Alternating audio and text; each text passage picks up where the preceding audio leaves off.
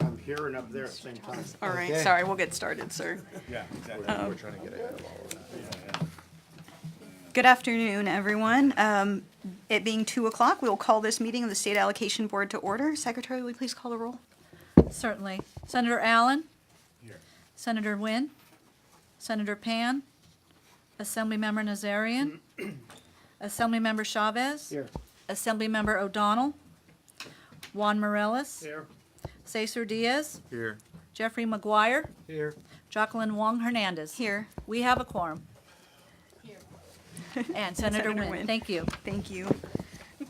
Would first like to start out by noting that the report under tab 7 on the application of construction cost index adjustments has been withdrawn from this agenda to provide staff more time to research the information, and we will agendize and revisit the item in the future. We're hoping for next month, right? Okay. All right, shall we move on to tab 2? Yeah, your minutes are ready for your approval. So everyone's gotten the minutes. Any questions or comments on the minutes? Move approval. Second. Motion and a second. Any public comment on the minutes of the last board meeting?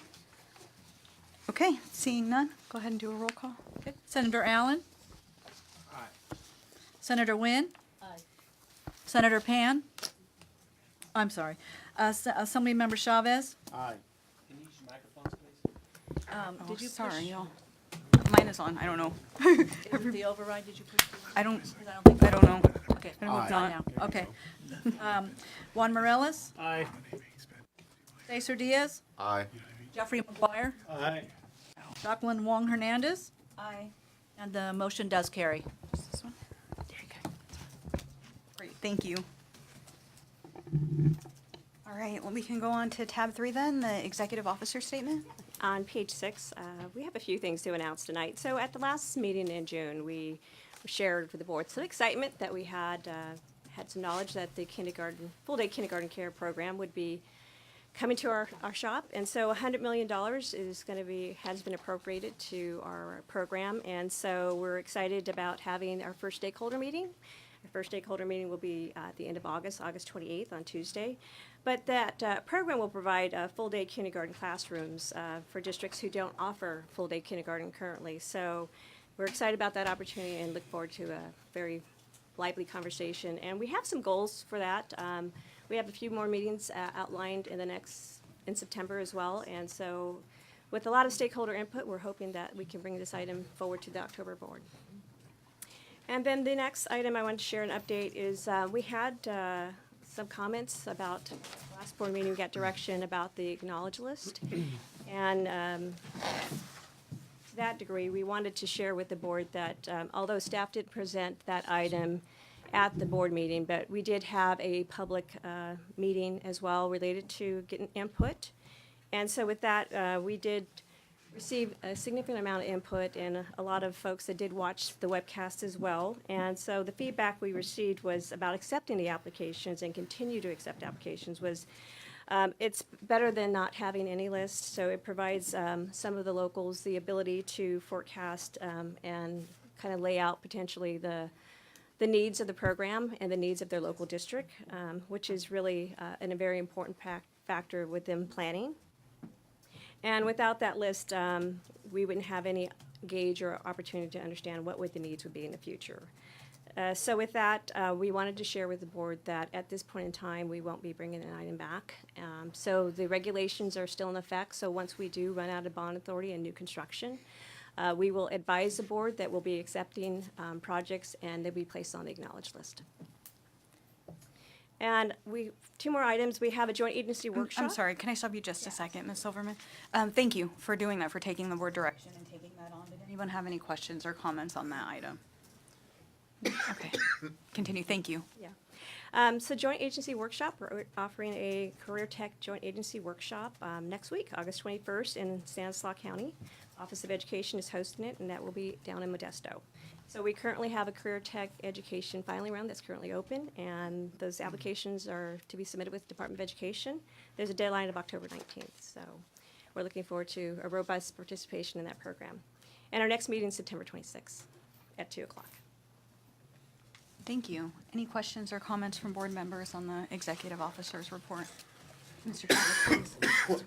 This refers to the executive officer. I have another hat where I'm the chair of the Governor's Military Council, where we have the Army, Navy, Air Force, and Marines coming together with the Department of Defense on how to keep the Department of Defense staying here. One of the largest issues in the military is education and the military families and the impact upon it. And I just publicly like to thank Lisa Silverman, our executive officer, who was there, provided a lot of good insights to Washington, D.C., and to all the service chiefs on what we're doing in California for our military families, in particular facilities, because it's a big issue on the schools on bases. So I just want to recognize her effort in that committee, and thank you very much, Thank the you. executive director. Thank you. Great. Is there any public comment on the executive officer's report? All right, seeing none, we'll move on to tab 4, which is the consent agenda. Consent agenda is ready for your approval. Okay, hopefully everyone has reviewed. Questions or comments on the consent agenda? All right, then, motion to approve. Second by Mr. O'Donnell. Do we take a roll call on this one? Yes, we do. Okay. Senator Allen. Aye. Senator Nguyen. Aye. Assemblymember Chavez. Aye. Assemblymember O'Donnell. Juan Morales. Aye. Cesar Diaz. Aye. Jeff McGuire. Aye. Jacqueline Wong Hernandez. Aye. And that motion carries. Thank you. Okay, moving on to tab 5 is just the status of fund releases, which everyone has. Is there anything you wanted to add, Ms. Lorimer? Well, there's no activity in July, but I did wanted to share with the board on page 316, as part of the consent agenda, we did provide 17 grant awards for over $20 million. So we wanted to highlight that activity in the consent agenda. And also, there was $6.5 million that were recovered as a result of rescissions and closeouts. So that also did reflect in the financial reports. And with that, you probably noticed that the financial report got a little shorter since we are chaptered out emergency repair program. So with that, I'll open up to any questions. Senator Nguyen, was that a question? No. Okay, sorry. Any questions, comments from the board? And anything from the public?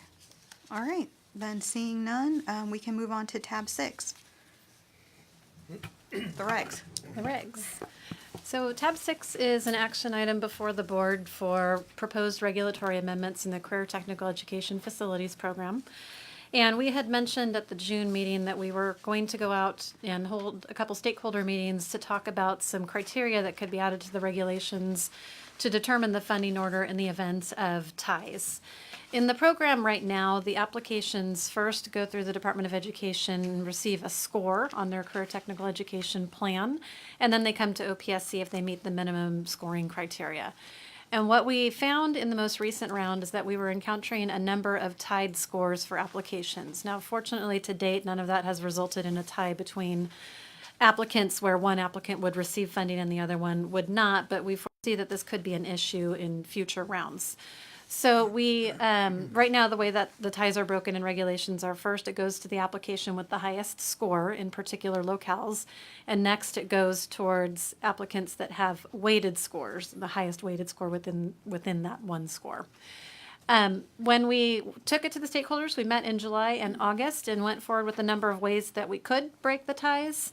And what it came down to, stakeholders were supportive of a tiebreaker where if somebody had received funding in the immediately preceding career tech round, or if they had multiple applications within the existing round, and that application was tied with somebody who had not received funding previously or would not be receiving funding in that round, the funding would first go to the applicant that had not already received the funds. If at that point there's still a tie, then the next step would be a lottery. And that was where stakeholders seemed most comfortable. And we had no issue with those methodologies. So that is what's proposed in the regulation package. We did also include some technical changes in there, some minor corrections and some numbering of paragraphs and replacing some outdated language. And we are asking that the board approve the regulations as shown on attachment A and authorize the executive officer to file the regs with the Office of Administrative Law and make the regulations permanent. We are putting these forth on a regular track basis, non-emergency. We do believe that that will allow them to be in place prior to the funding application period for the Office of Public School Construction in February. So with that, we are seeking your approval on the regulations. Great. Questions or comments from the board on the regulations, or on Ms. Kampminer's presentation? Okay, move approval. I missed it. Who did it? Thank you, Senator Pan. Seconds. And a second from Assemblymember Chavez. I think we're ready for roll. Oh, I'm sorry, do I need to take public comment first on that? Any public comment on the regulations? Yep, please. See, good thing I remembered. Please, come on up. Can we make some mic space for him? Thank you, Ms. Silverman. And please introduce yourself for the record, if you would. Thank you.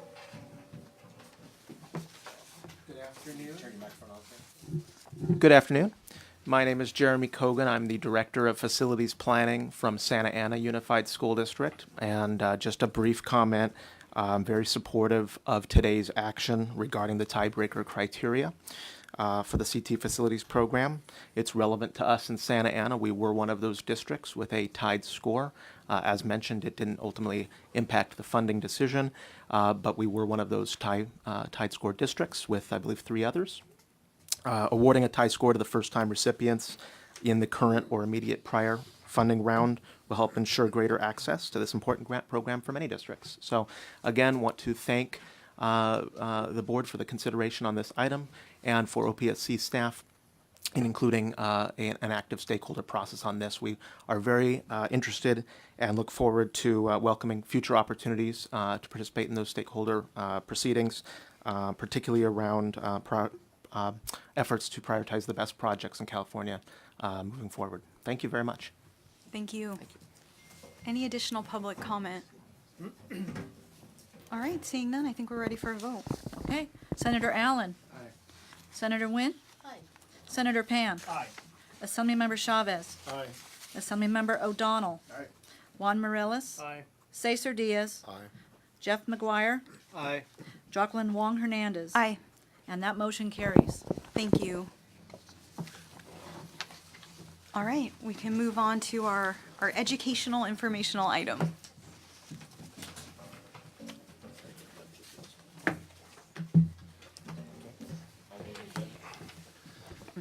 Good afternoon, Madam Chair and board members. Rick Asbell with the Office of Public School Construction. If you would go to stamp page 340, this is an informational item to provide an overview of material inaccuracy and how it's been applied in the past. The last time we did this overview item was in 2009, so we've had a turnover since then of board members, so we felt it was appropriate to kind of go over material inaccuracy again as, for reference. The material inaccuracy statute's been in effect since 2001.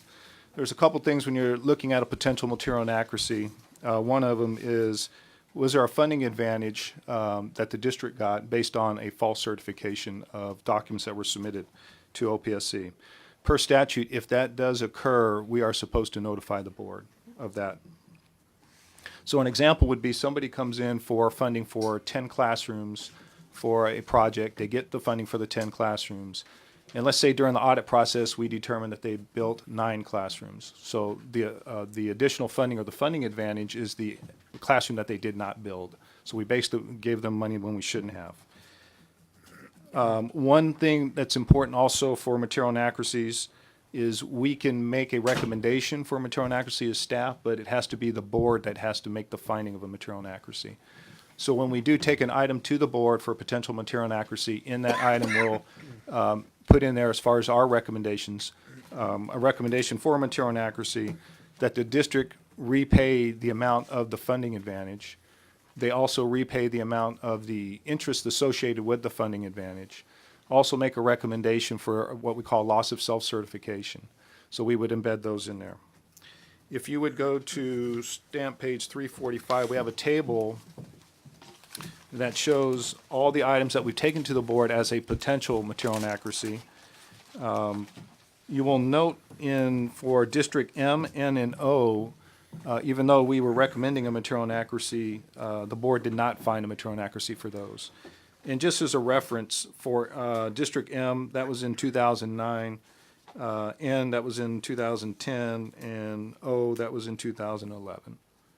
So you could see that there are, at the top of the chart, There are a few things that we have called out in the past as it relates to material inaccuracy. The biggest issue that we've rectified is a premature fund release. That's a situation where someone comes in with their 5005. They certify that they have contracts in place to receive funding when in fact they did not at the time of the 5005 certification. In the past, we had found those after the project had been completed, so that created a big problem. What we've done now is we've instituted a procedure where once the 5005 comes in, we make sure the contracts are in place before we release the funding.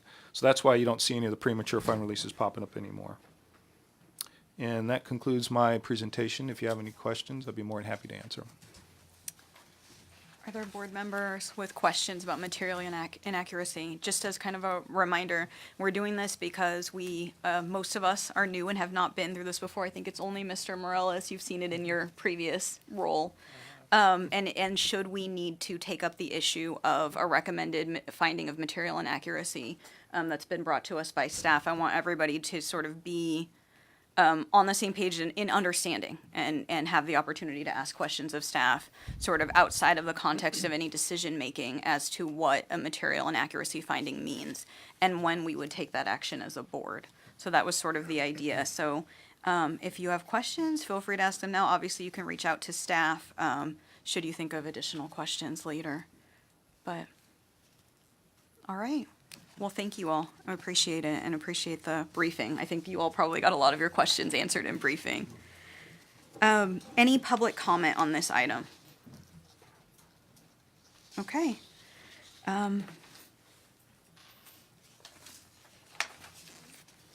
Then I think we're just down to workload. This is the workload So, reports right. available for your approval. They're, Or any questions on it? Sorry. and it's, yeah, I was gonna say, we're not Yeah, an not action item. approving, Okay. just accrue- So any everyone's probably questions? seen the projected workload. Are there any comments on that from board members? And any public comments on this item? Okay. Then, finally, is there any public comment on any item not on the agenda that is under the purview of this board?